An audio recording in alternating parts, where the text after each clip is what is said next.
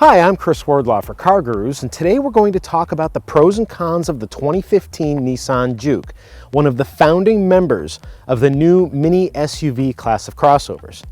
Let's get right to it, starting with the things that I really like about the Nissan Juke.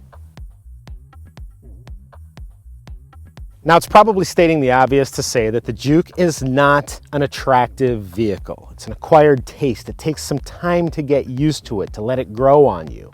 Every time I look at one of these, I feel like I'm looking at some TV show on the Discovery Channel. But the thing is that it is a very proportionate design. It's a very well balanced vehicle. And ultimately, whether or not its loads of personality match your own loads of personality is completely up to you. Now, for 2015, Nissan has introduced a new Color Studio program, which allows you to pick various parts and pieces to personalize the way the Juke looks.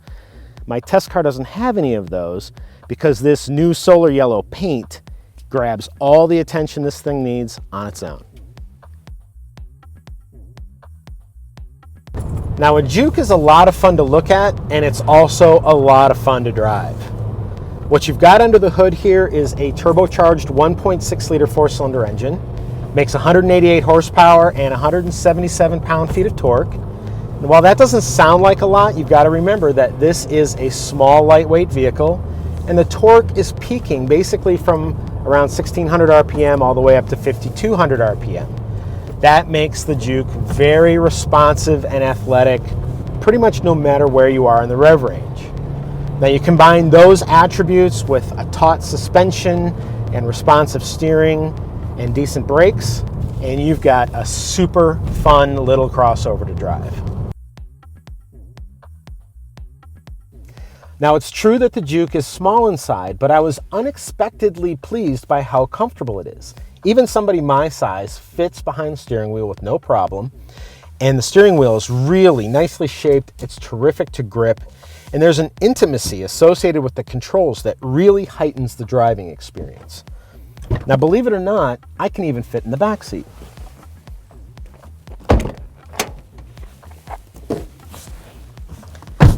It is a bit of a tight squeeze, but the way that Nissan has dished the seats out here and padded them softly so that they're kind to shins and knees makes it real easy for adults to ride in the back seat of the Juke for more than just a few minutes. You can actually sit back here for a crosstown jaunt.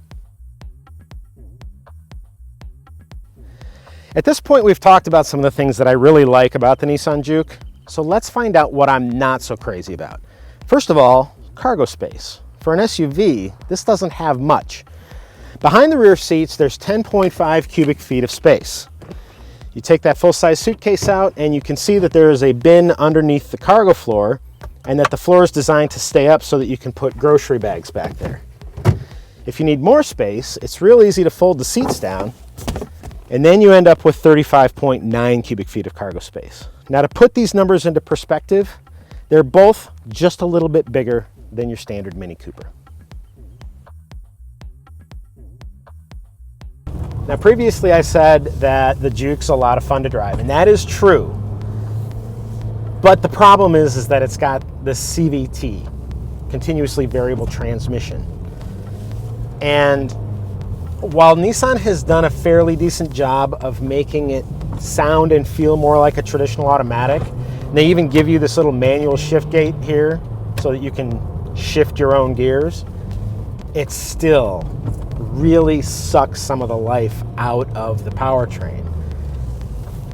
Another problem is that I'm driving a front-wheel drive version of the Juke, and torque steer is ridiculous if you really punch the gas.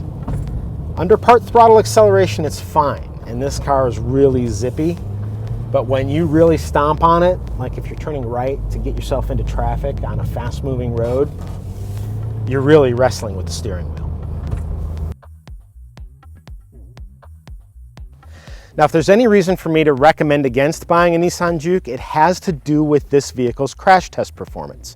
The Insurance Institute for Highway Safety says that in the new small overlap frontal impact test, which measures protection if this section of the car hits an oncoming vehicle or a tree, that the Juke gets a poor rating. Also, the federal government says that Frontal impact protection in general rates only 3 stars overall, and that's measured against standards that have been in place since 2011. Additionally, while you can get a Nissan Connect infotainment system in the Juke, you can't get Nissan Connect services, which would supply automatic crash notification service.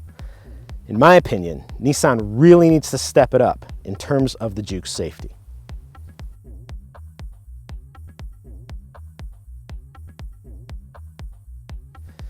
So what's the verdict when it comes to the Nissan Juke? Should you go test drive one right away?